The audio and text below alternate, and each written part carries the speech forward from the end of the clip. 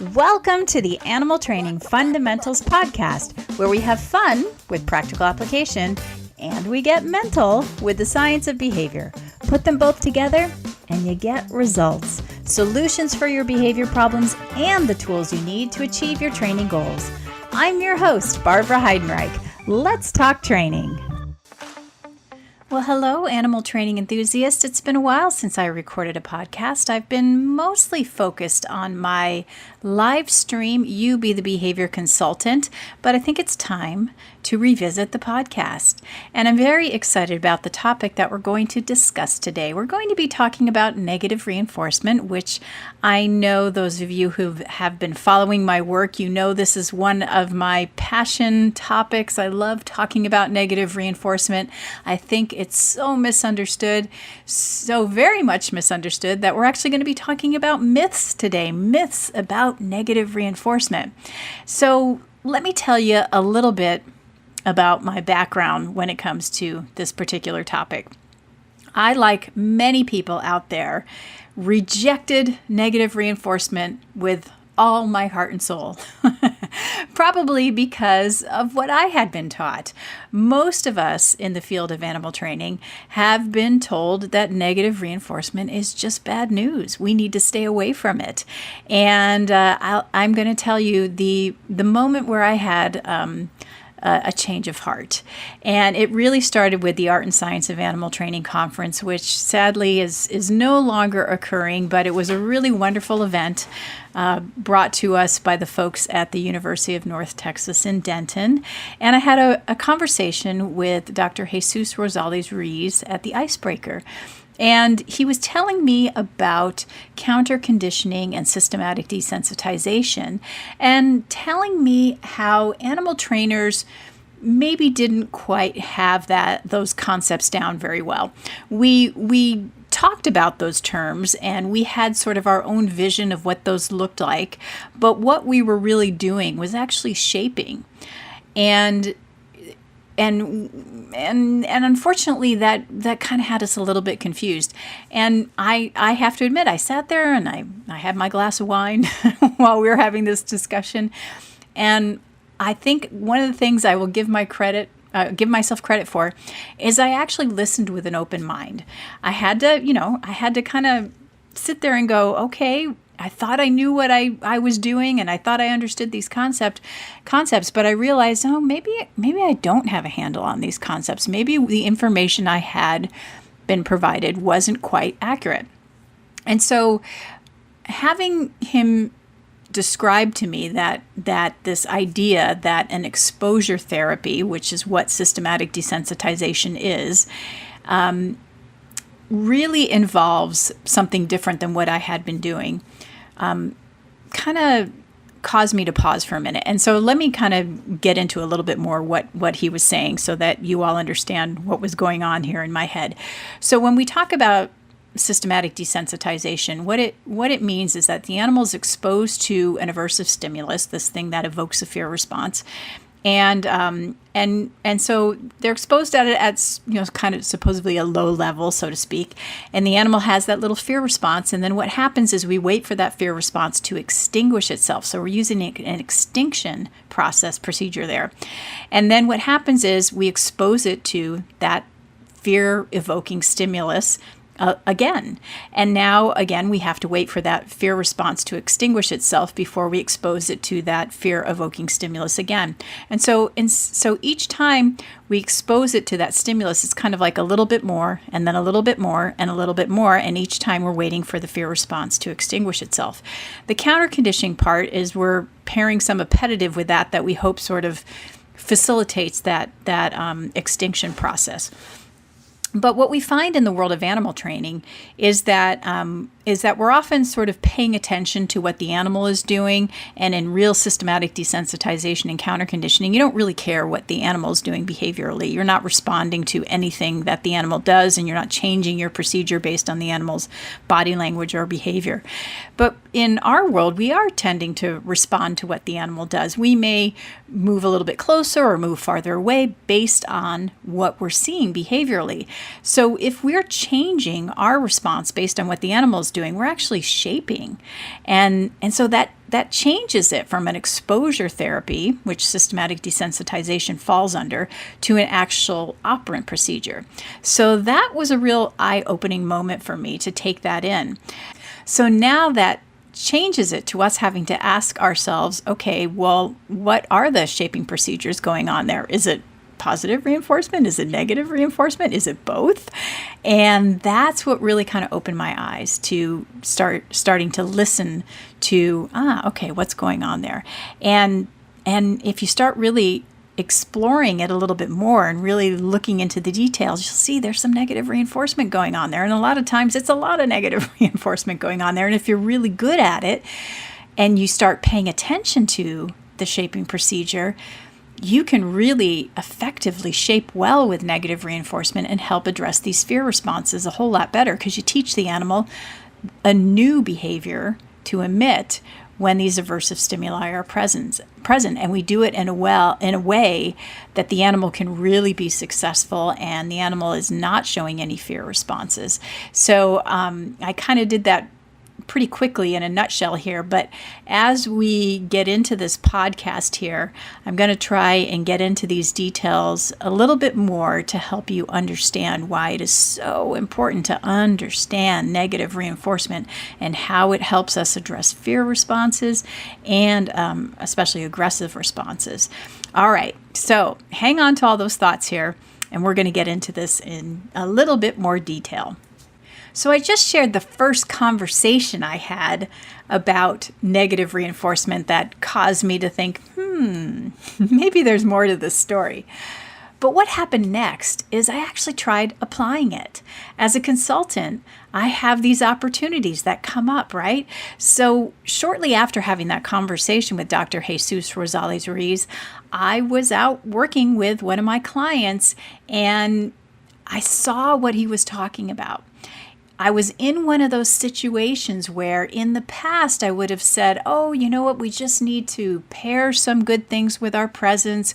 We need to slowly approach this animal, and then hopefully this animal will start thinking good things about us, so to speak, and start wanting to interact with us. But instead I remembered what Dr. Jesus Rosales-Ruiz said to me, and I thought, instead what I need to do is I need to teach this animal what behaviors it can do to get me to go away instead of keep approaching, right? This would be that negative reinforcement contingency. And the situation was with some wild asses, Somali wild asses. And what the people had been doing is they had been walking around the animals trying to get them to supposedly, quote, habituate, which again is also an exposure therapy where you're basically waiting for the fear responses to extinguish. And another great conversation we should be thinking about is this whole extinction process. And is this really a great way to teach animals? It has a lot of fallout as well, but that's a whole nother conversation. So these wild asses definitely showing lots of fear responses to people. So in order for me to get started, I needed to start far enough away from the animals so that they could show calm, relaxed responses, right? That's our first really important step. And then what I did is I just approached a little bit, and as that animal was showing a calm, relaxed response, I went, hey, that's great. And then I removed myself. And so by removing myself on that calm, relaxed response, I was reinforcing that by removing that aversive stimulus. So these animals were showing fear responses to people. I should have said that from the get-go. And then on my next repetition, I tried to get a little bit closer. And if the animal showed calm, relaxed behavior, I removed myself. And so again, each repetition, instead of getting closer and closer and closer, I would get a little bit closer and then remove myself. So again, that systematic desensitization process that I had been taught was that I should try to get closer on each approximation. But with negative reinforcement, I'm getting closer, but I'm removing myself when I'm seeing these responses that I like. And so by doing that, what ended up happening is I was getting closer than I ever thought I could, much faster than I had been in the past using those old procedures. And what happened is the animal started walking towards me, and I was actually removing myself when an animal was approaching me. I was actually reinforcing an approach by going away, and I was blown away. And And then that moment I thought, you know what? I'm going to see if this animal might take some food from me. And so what I did is on the next repetition, I approached and I put some food on the ground as opposed to trying to have the animal take it from my hand. And the animal ate in front of me and I couldn't believe it. And then I gradually was able to switch to the animal taking food from my hand. So literally in a matter of 30 minutes, these animals who for several weeks had been just afraid to even get near people, I think I had 4 out of the 5 animals taking food, some from my hand and some in my presence. So it was really a very eye-opening moment for me. And I think that was one of the things that I found so important is the opportunity for people to apply it. And I think, we can talk about it, but I think what is really the thing that I've experienced that changes people's minds about this whole negative reinforcement discussion is having people see the procedure, whether it's in video or in person, in real life, me walking them through it, and then applying it themselves. This is when people really have their moment, just like I did, which this, story that I'm describing for you now is probably about 8 years old. And so now I've been applying this negative reinforcement procedure for about 8 years. And I get convinced every single time that this is an important procedure for us to learn and understand and apply. So like I said, when I'm working with my clients, this is becoming such an important procedure. And these are the circumstances that I keep coming into over and over again. My clients will say to me, well, the animal is afraid of me, or it won't approach, or it won't allow us to shut the door, or I can't touch the animal, or we would like to draw blood or do an injection, but the animal's uncomfortable with the touch, or it's afraid of the syringe, or it won't approach an area that we need it to approach, like a chute, or it won't shift into the back area, or maybe it's uncomfortable being with other members of the group, or it's showing aggressive responses when we approach a certain area.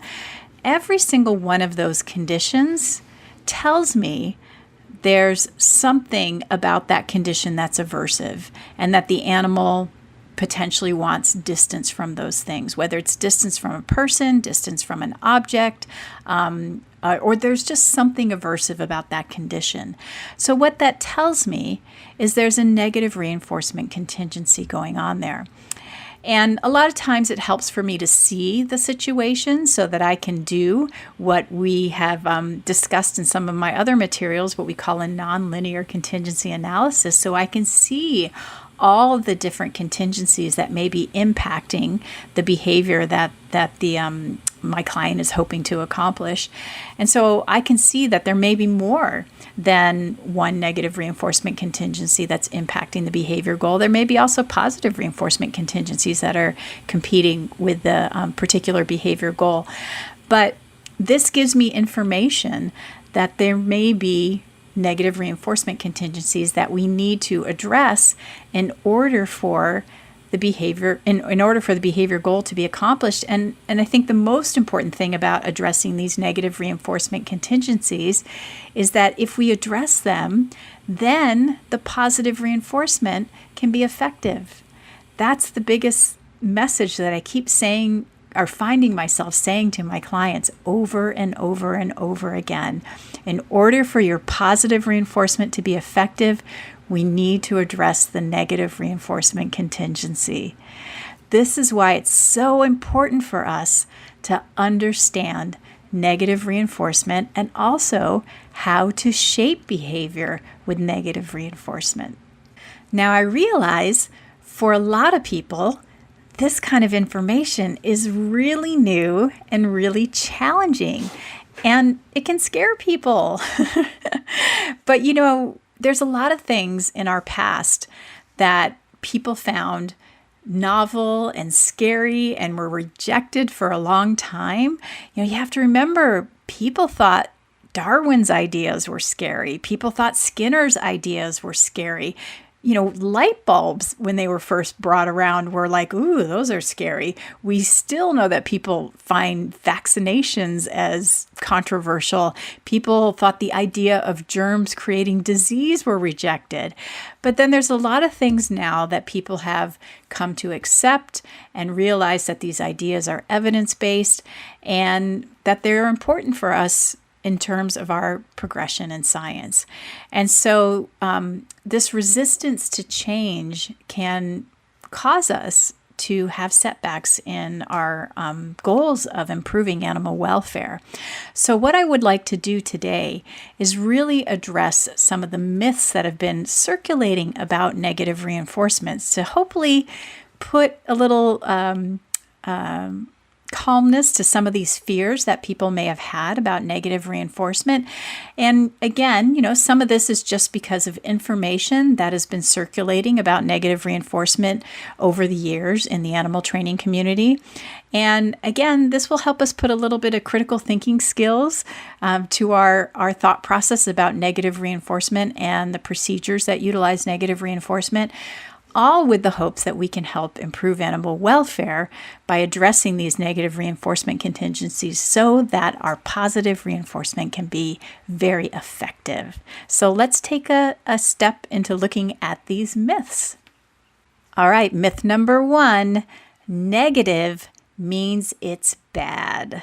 Okay, so this is a tough one because those folks that founded behavior analysis, I think this one falls on Skinner. I think Skinner is the one who decided to use the terms negative and positive for adding and subtracting things when it comes to punishment and reinforcement. And this has created a little bit of confusion in our everyday language. We know that reinforcement means to increase behavior, and when we talk about negative, it just means removing something, and positive means adding something. Now, when we talk about some of our other behavior disciplines, negative does tend to refer to something the animal doesn't like. Positive tends to mean something good. So like, when we're talking about things like the 5 domains, people tend to see negative and positive as good and bad. And unfortunately, that gets a little confusing for us. But when we're talking about behavior analysis, negative just means the removal of something. So I'm going to give you a definition of negative reinforcement.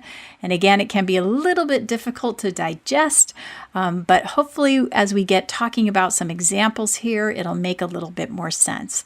So negative reinforcement, I should say, is a learning process that involves the removal of a stimulus or stimuli as an outcome of emitting a response that results in an increase or strengthening of a behavior under the occasioning conditions. That sounds really fancy, but I think another way that we can think about it is just as it's a distancing a condition. So the animal wants distance from something. So I think some examples that maybe I'll start with an example with some giraffes that we were working with. So we were on a recent consultation. We were working on teaching 2 specific giraffes out of the herd to target so that we could specifically separate those 2 individuals from the herd. And what we were finding is that there were some competing negative reinforcement contingencies. So we could easily teach these 2 animals to orient their nose towards the targets to get desired food items. They were working for browse, they were working for lettuce, they were working for some pellets. But they would do that in certain locations because other areas resulted in negative reinforcement contingencies. So for some parts of the enclosure, there was hot wire around that. And so if we tried to target where there was hot wire, those animals had negative reinforcement history there. So the animals were less likely to approach there. And again, it is a negative reinforcement contingency. So contact with the hot wire increases the animal moving away from that location. And again, think of that as distancing. The animal wants distance from that aversive condition, right? The other thing we noticed is that the animals didn't like competing with the other giraffes. So if there were too many giraffes approaching where the trainers were, those, especially one of the individuals, was likely to move away from them. He wouldn't try to push through them to get to the food items. That was kind of like too much work for him. So it would increase him walking away. So too many giraffes was an aversive condition for him. So that would be a negative reinforcement condition or contingency competing with our positive reinforcement contingency of touching that target and getting food items. So we needed to address that contingency by asking all those giraffes, if we could, to go move a different location so that we could have that space where the hot wire wasn't, and try to see if we could get him to target in that space. We also, another strategy that we used is we found that targeting them all out on the savanna where there was no hot wire and where we could spread the giraffes out further made it more likely that we could practice the targeting behavior out there. We could ask him to go longer distances where he didn't have to compete with other giraffes and there was no hot wire. So that was another way that we could address that negative reinforcement contingency and build up our positive reinforcement for targeting with that specific individual that we were really focusing on so that we could separate him from the group. So that's an example of how it's really important for us to identify those negative reinforcement contingencies so our positive reinforcement can be more successful. Myth number 2, negative reinforcement is problematic because it presents welfare issues if used because it involves an aversive stimulus. So this one's a really important one to talk about. I think this is one of the ones that really is triggering for people because of that word aversive stimulus. And there really is a difference between how negative reinforcement can be applied as a procedure. And this also applies to positive reinforcement, I should say. So with negative reinforcement, I always like to point out that there is a difference between contrived negative reinforcement and negative reinforcement that is based on the functional reinforcer, the one that is already existing in the environment.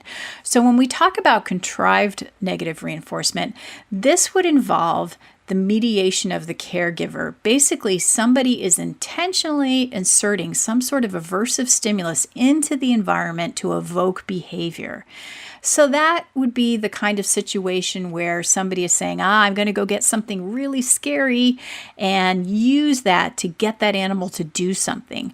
So these are the kinds of situations where we think about, let's say you want the animal to move from one location to another and it's not doing that. And so maybe you get the hose out or you pick up a scary item like a rake or something, or you clap behind the animal in a way that's really loud and scary, or waving your hands. All those are adding some sort of aversive stimulus into the environment, and the animal goes, I don't like that. And so the animal moves away from it. It gets distance from that aversive stimulus, and that increases that behavior, right?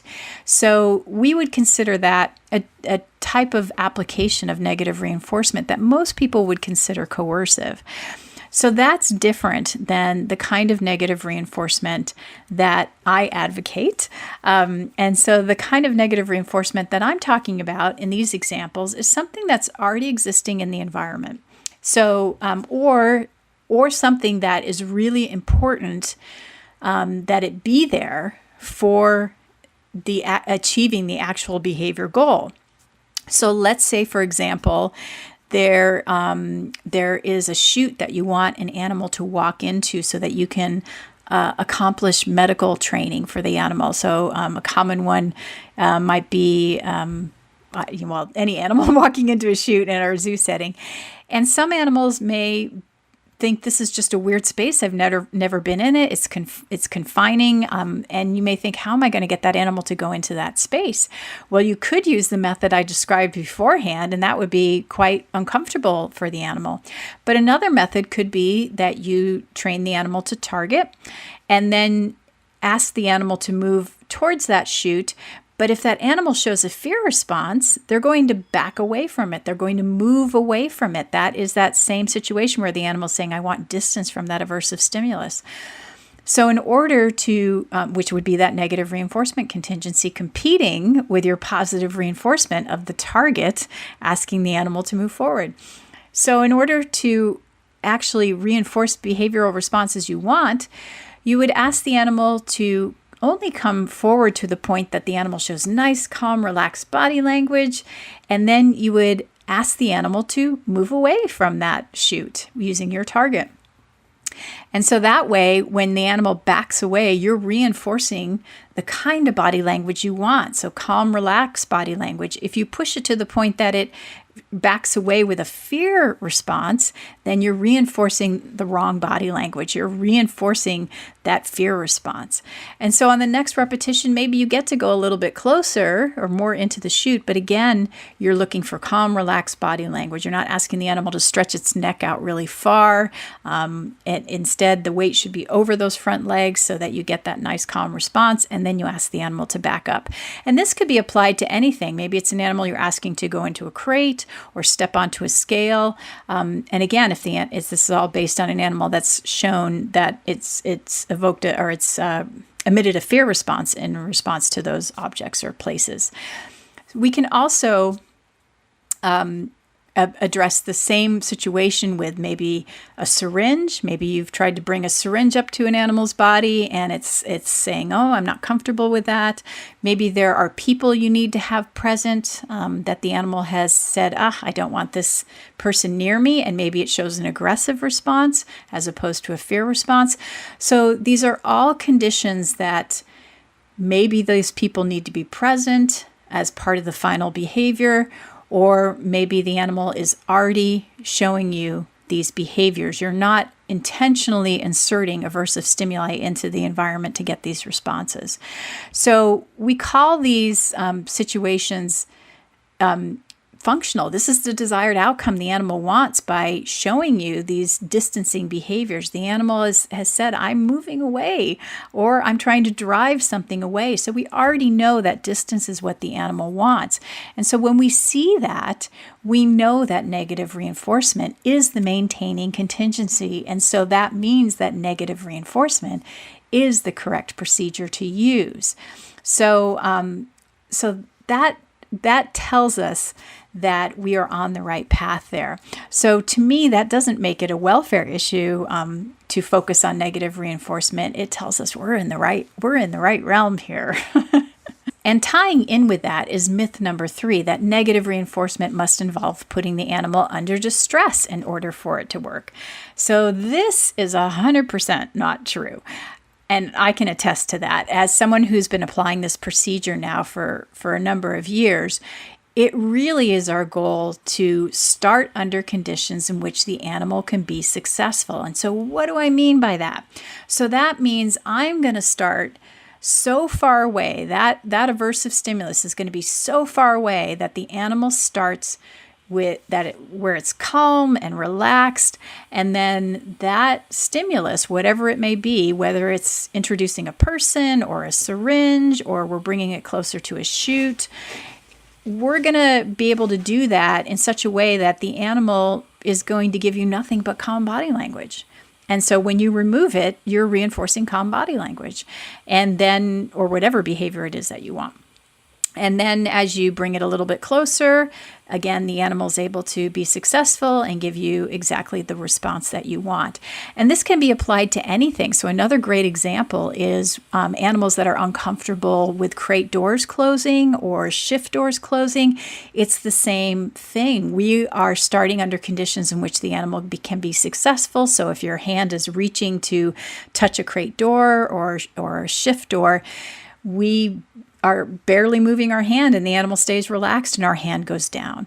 If we get to the point where our hand is on the door handle, we move the door handle ever so slightly, the animal stays in the position that we want, and then we remove our hand.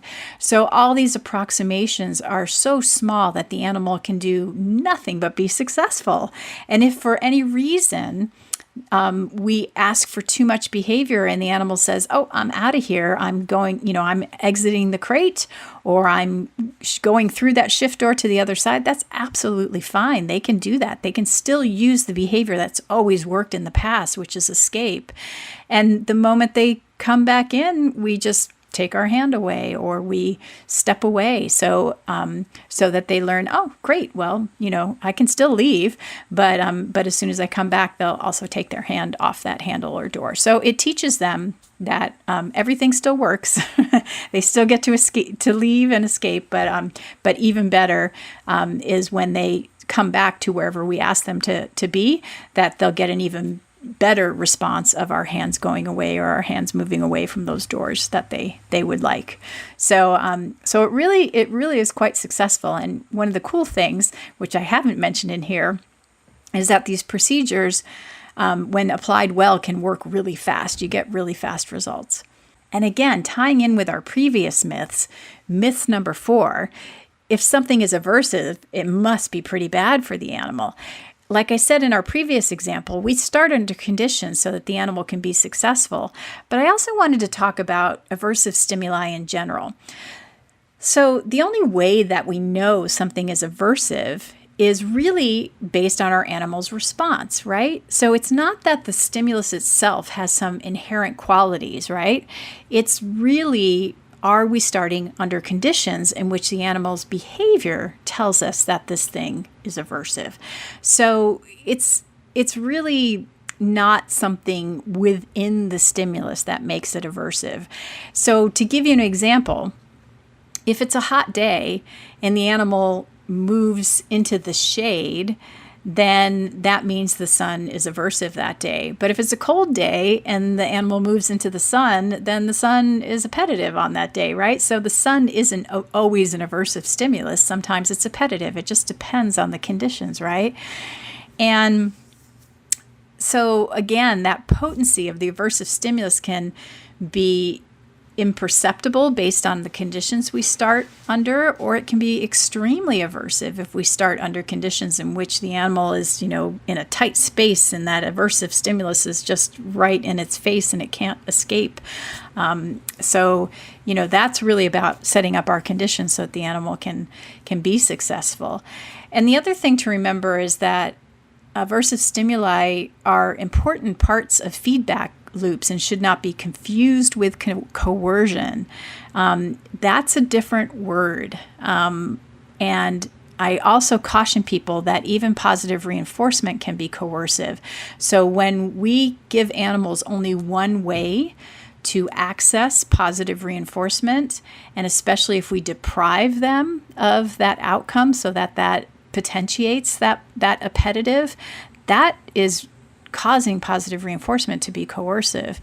So don't be fooled into thinking that positive reinforcement is necessarily always the best strategy. So keep that in mind. And I'll provide a link to another podcast with Dr. Joe Lang that talks about that, and another resource in our program on degrees of freedom, which can teach you a whole lot more about how we can make positive reinforcement be less coercive, to be honest.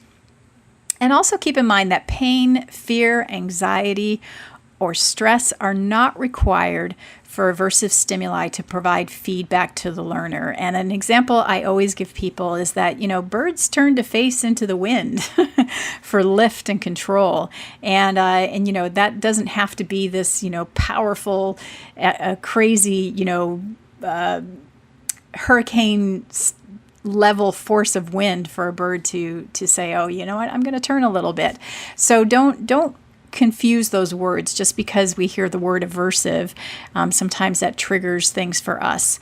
So it's just a word to help us understand things. So we say the word aversive to give us information, and we say the word appetitive to give us information. But keep in mind, there's a whole range of that, and that's all based on how the animal is responding.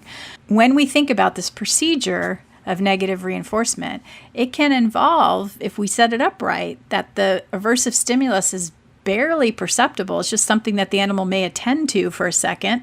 And that gives us the opportunity for the animal to present a new desired behavioral response that can be reinforced by the removal of that stimulus. And so this can be a very non-coercive approach that's highly effective for shaping new behaviors. We're going to take a little break to give you your first secret word, and the secret word is optimize. Secret words are important to remember and submit to show you have listened to this podcast for your professional development.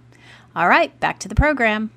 This leads very nicely into myth number 4, that animal trainers should always default to positive reinforcement. You know, we've been taught for a long time that we are, quote, positive reinforcement trainers. And I just can't say this anymore. I can't say that I'm a positive reinforcement trainer. I definitely believe in using, methods that improve animal welfare, procedures that are humane, methods that are about optimizing welfare. But positive reinforcement isn't always my first choice. There are times when the most appropriate intervention to optimize welfare is to focus on the negative reinforcement contingency first. And that is because that may be the functional reinforcer for the animal. What we do when we look at a situation is we have to analyze what contingencies are maintaining behavior and what is the first thing that the animal wants. If the animal wants something to go away, I need to address this first. Otherwise, my positive reinforcement is not effective, and I'm really only delaying proper intervention. And that's really important. So I'm just shooting myself in the foot if I'm just trying to throw goodies at an animal, food items or attention, when that's not what the animal wants. If the animal wants me to go away, then I'm just creating a situation in which these two contingencies are competing with each other. And I really just have a very, conflicted animal that's being hesitant because it's like, ooh, I want something to go away, but I also want this appetitive. And so I'm really not doing myself any favors. Instead, I'm having all these delays to proper intervention.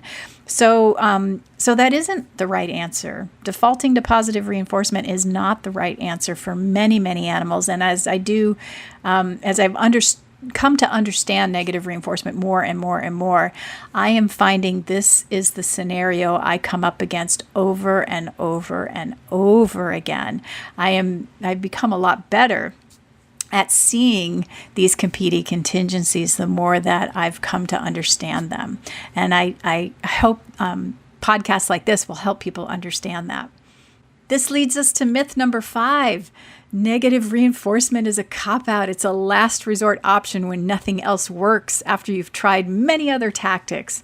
Oh, this one hurts my heart. Oh, because again, as I just mentioned, if I don't look at my contingencies and see what's maintaining the animal's response, here's what happens. Delays to the proper intervention. I see rehearsal of undesired responses, and really it's just prolonged poor animal welfare, and it just breaks my heart. I see people depriving animals of desired things like sometimes food to make their positive reinforcement work, and I'm not willing to go there. I'm not willing to withhold things that animals want just to make positive reinforcement work when I know what's really the problem is competing contingencies. The animals need these negative reinforcement contingencies addressed.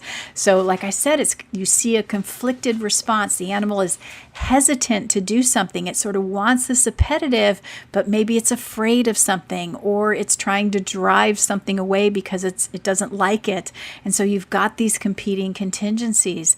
So or we have somebody trying to use extinction to get something to go away. So they wait for the aggressive response to extinguish, and then they try to positively reinforce another response.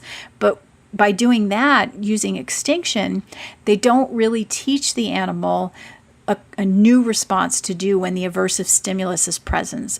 present. And so unfortunately, that aggressive response is going to come right back when those stimulus conditions are present. And so, or fear response. So a great example of this is we see all the time in the zoo community are things like blood draws and injection training. So people will maybe get one successful blood draw or injection, and then they have a really hard time bringing those behaviors back. It seems like it takes them, months, or they have to prepare really far in advance to get that behavior back because there was an aversive that happened. Maybe the injection was painful, or the blood draw, took a long time or something like that. So there was an aversive condition about that. And so now the positive reinforcement isn't working, right? So it's competing contingencies. So this is where the negative reinforcement contingency needs to be addressed in order for the positive reinforcement to work. So again, I just see it over and over again. And again, that's why negative reinforcement isn't the last resort or option. It actually has to be the first thing we need to address in order for our positive reinforcement to be successful. All right, on to myth number 6. Negative reinforcement should always be paired with positive reinforcement. This one's an interesting one. I would say when you look at some of the video examples that I share in my program, it's going to look a little confusing. The answer may seem like it's not so clear cut. So the reason I want to address this is because people will see some positive reinforcement going on. But that positive reinforcement is not about trying to make it a better or less aversive experience. It's not a counterconditioning thing. Usually what's going on there is that we may need positive reinforcement in the sense that perhaps we need an animal to do a stationing behavior, or we need the animal to stay present in order to allow us to work on the negative reinforcement contingency, like closing a door or moving a shift door. Or we may need positive reinforcement to help move the animal forward and back. But really what we're doing is we're still primarily focused on addressing the negative reinforcement contingency. So the positive reinforcement is a part of it in the sense that it helps us accomplish what we need to do with the negative reinforcement contingency. It sounds a little confusing, but one way to think about it is that the critical consequence, the most important consequence to the animal, is actually the negative reinforcement contingency, and that the positive reinforcement is about another part of the procedure that helps us address that negative reinforcement contingency. If we were to just try to positively reinforce the animal for say sticking around while we injected it and didn't address the aversive component of the injection, then we would just be doing what we call superimposition, which is, again, having these competing contingencies, which creates that conflict for the animal. And then in the long run, we wouldn't really be able to do a great job of maintaining that behavior. So this is why we can't just focus on the positive reinforcement. We still really need to address the negative reinforcement, and it isn't just about pairing the two of them together. It takes a little bit more dissection to understand what's going on there. And again, this might be one that takes a little bit more of a visual to help you understand. And I have some good examples in my courses to help explain that a little bit better. But this is just to give you a little taste. It's just a podcast this time, right? Time for your second secret word. And the secret word is myth. All right, let's get back to the program. Myth number 7 is a really important one. This is the idea that shaping with negative reinforcement is only for experienced trainers. Oh my goodness, I've heard this one a few times now, and I really want to address this. First of all, whether you are training with positive reinforcement or negative reinforcement, I always provide instruction. So I don't want to give the impression that training in general is something that we do without taking some responsibility and providing instruction. I think, to me, I feel that our field is one that deserves instruction no matter what. However, I will also say that there are plenty of people in our field who have been given instruction and are incredibly successful applying negative reinforcement procedures. I find it really interesting that people are so concerned about this. Because, the reality is that people are using negative reinforcement frequently in our community. And most of the time they're using the negative reinforcement procedures that are not the kind that I am advocating. We see people walking dogs on leashes and horses on leads and cows on leads all the time. And they are using, the contrived reinforcer in which they're putting pressure on animals to move them different directions. We see people using jesses on birds of prey in ways that we would consider coercive. And what I'm advocating for here is a very different application of negative reinforcement that is, what I would describe as non-coercive. So this is a very different application, and most of the time we're doing it in protected contact, in which the aversive stimulus is presented so far away that the animal is calm and relaxed, and all that gets reinforced is calm responses. And so it's a very different application. And again, it doesn't take a whole lot of instruction or modeling and feedback to help somebody apply it quite well and have success. And again, as somebody who consults on site and gives people some demonstration and then has them apply it, I personally have, physical evidence of the success that people are able to achieve over and over and over again. So for me, I kind of feel like we're doing ourselves and our animals a disservice when we say that people can't apply this. And so for me, this is a big myth. So I highly encourage people to take the journey, learn more about applying negative reinforcement. There's plenty of videos in my programs that can help you learn more about it. And there are more and more people who have come to understand that negative reinforcement is an important procedure in helping to improve animal welfare. So there you go. Those are the myths that I have put together for you about negative reinforcement. And if you are interested in learning more, I have some courses for you. Now, the first course that I do want to mention is my Beyond ABC, Improving Interventions in Animal Welfare with Nonlinear Contingency Analysis. This one is really helpful for identifying those negative reinforcement contingencies so that you can see the negative reinforcement contingency that may be competing with your positive reinforcement contingency. And then, of course, the most important one is when the right thing is negative, optimizing welfare with negative reinforcement.